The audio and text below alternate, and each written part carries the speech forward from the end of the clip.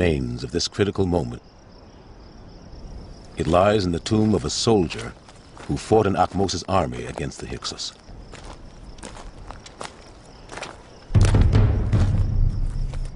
The story inscribed on the walls of his tomb, his role in the battle against the Hyksos, is the only written record of what would be the decisive battle for Egypt.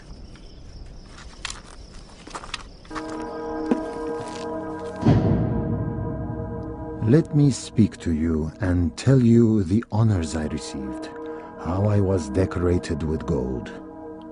During the siege of Avaris, the king noticed me fighting bravely on foot and promoted me. We took Avaris. I carried off 4 people there, a man and 3 women, and His Majesty let me keep them as slaves. These few words of an old man are the only record of the historic defeat of the Hyksos by Ahmose's army. Ahmose returned victorious to Thebes. He presented his ceremonial axe to his mother as a symbol of his great victory. The work his father and brother had begun, he had finally completed. He actually dismissed the Hyksos. His father and grandfather and his brother did start, but he's the one that he actually succeeded to expel the Hyksos away from Egypt. Ahmose was no longer merely the king of Thebes. He was now Pharaoh of a united Egypt. The reunification of Egypt is crucial. It means a new beginning. It means that Egypt is back to where it should be, as a unified land under the rule of one king, one pharaoh. It's a seminal moment. It's a beginning moment. There is sometime around maybe 1520 is the opening act in the new kingdom.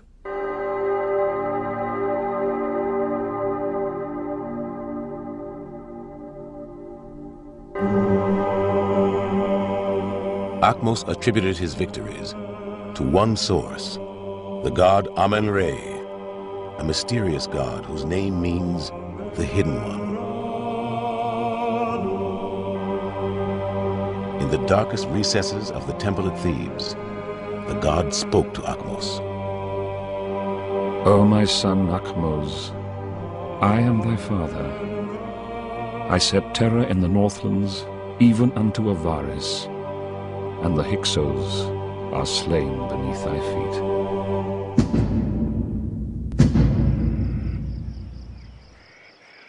The Egyptians were so in awe of Ahmose's victory over the Hyksos that the pharaoh himself was worshipped as a god. Ahmose, he was a hero. In the eyes of everyone, they were smiling, calling his name, building a chapel for him, asking God to protect him because he's God. But Ahmose's ambition went beyond uniting Egypt. He wanted gold to build Egypt into a powerful nation. He headed south with his army to Nubia. Some of the richest gold mines in the ancient world were controlled by the powerful Nubian king from his capital here at Kerma. In a series of battles, Ahmose's army crushed the Nubians. Once again, Ahmose was victorious.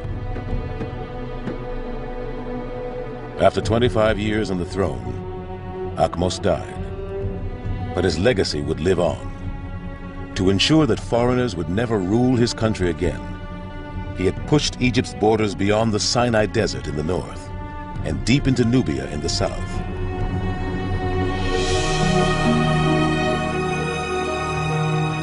The warrior pharaoh had laid the foundations of an empire. It was the beginning of the light of the day. It was the beginning of the sun got to rise. It was the beginning of the pyramids to come back. It was the beginning of the glory of Egypt. This is why we called it the Golden Age.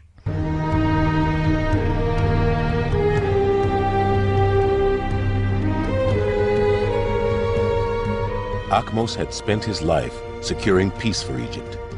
Now Egypt could be rebuilt, and Thebes, the religious capital, could flourish. One pharaoh in particular, Hatshepsut, transformed the city, constructing beautiful temples as well as the strange new obelisks that towered over them. Weighing over 300 tons and standing 30 meters tall, obelisks were cut from a single piece of granite. Building and erecting these stone spires was a spectacular achievement that still puzzles engineers today. Obelisks became the defining monuments of the new kingdom. Bold and innovative, they have been emulated around the world ever since. But the obelisks also represented a mystery. For years, archaeologists had known that obelisks were built during Hatshepsut's reign, but this name was missing from the list of kings on these temple walls, the official records. It was as if Hatshepsut had never existed. It remained a mystery for 3,000 years.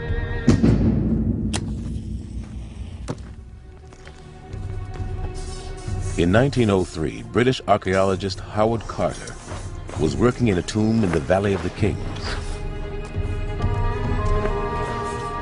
Sifting through the sand, Carter came across a tomb, and on it the name of the pharaoh, Hatshepsut.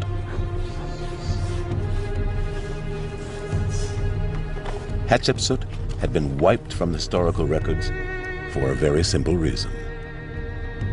This remarkable pharaoh was a woman.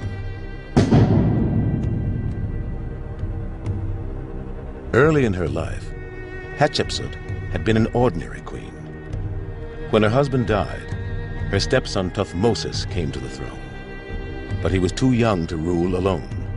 So Hatshepsut ruled as co-regent. This was not exceptional. What was shocking was her next step. Hatshepsut declared herself pharaoh. Hatshepsut must have been an extraordinary woman. She found herself the most important ruler of the time. The next ruler to come to the throne, Tuthmosis III, was only a small child. So she took action, and from being a regent, she had herself proclaimed not queen, but king of Egypt.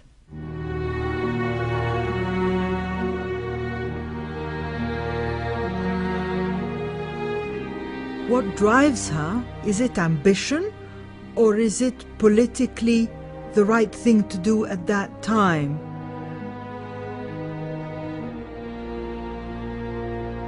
She saw the opportunity and she seized it. It was the desire for power.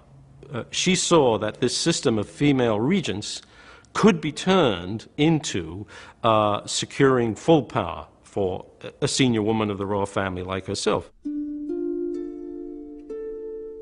Only 2 women had been pharaoh before Hatshepsut, and both had failed to rule for long. But this did not deter her. She believed Egypt could be persuaded to accept a woman on the throne. After all, women in Egypt were held in high regard compared with other cultures of the time, as ancient texts reveal. I hereby make my will for my wife. I leave her all of the property which I inherited from my Don't give your wife brother. grief at home when you know that she's in control. Never say, "Where is it? Find it for me," when she has put something where it's supposed to. Keep your eyes open, but keep your mouth shut. If you appreciate her quality... You were better off as a woman in ancient Egypt than in most ancient societies. But it was very difficult for them to branch out independently, have their own careers. It was still a man's world. Egyptian women were known as lady of the house, or if you like, housewife. Hatshepsut is no housewife. Despite the rights women possessed at the time, Egyptians struggled with the idea of a female pharaoh. It went against the natural order of life, a concept Egyptians described as Ma'at. Ma'at meant the order of the whole cosmos, the way the universe was constructed, Egypt's place in the cosmos, relationships with foreigners and Egypt were part of that. Foreigners are inferior, Egypt is superior and dominant, and the king should be male.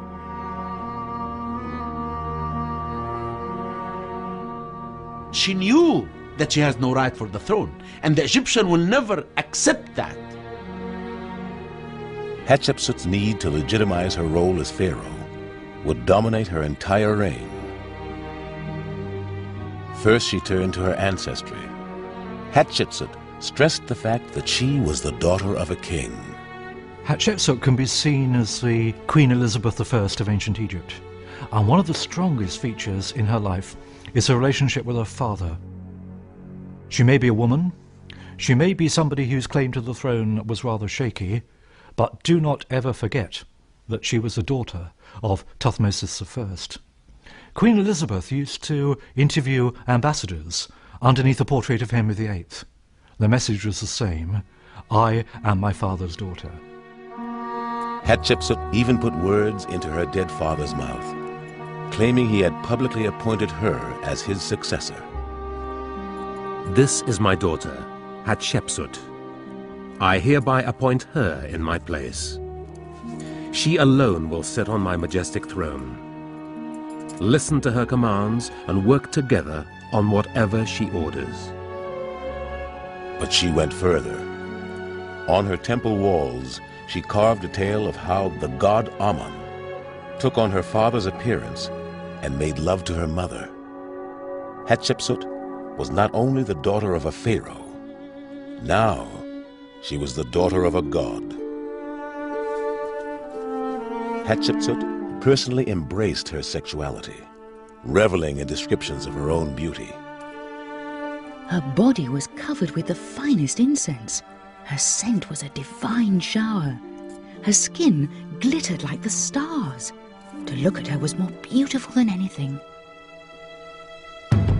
But Hatshepsut was Pharaoh, and the Pharaoh had to be male, so she had herself depicted with a male body, a male kilt, and the false beard of a pharaoh on her chin. Hatshepsut had to carefully choose who to trust at court. Hatshepsut is a woman trying to be a king. She inherited a court from her father, but she replaces them with people that she herself has chosen.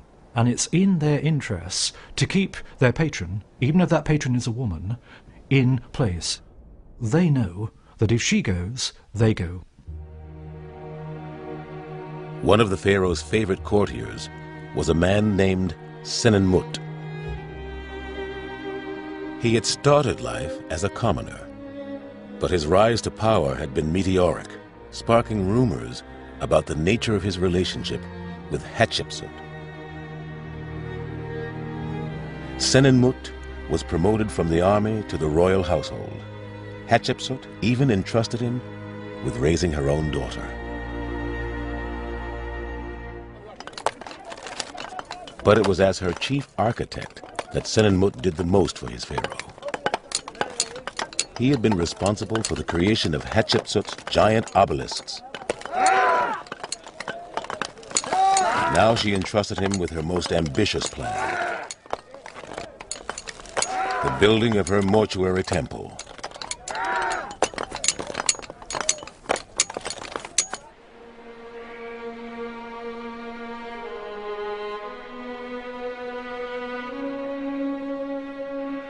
The temple would be Hatshepsut's ultimate attempt to prove herself worthy of the title of pharaoh.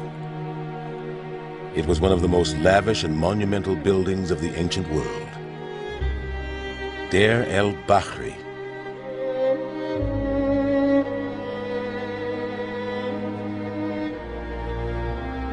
Below the great temple, an additional tomb had been carved out of the rock.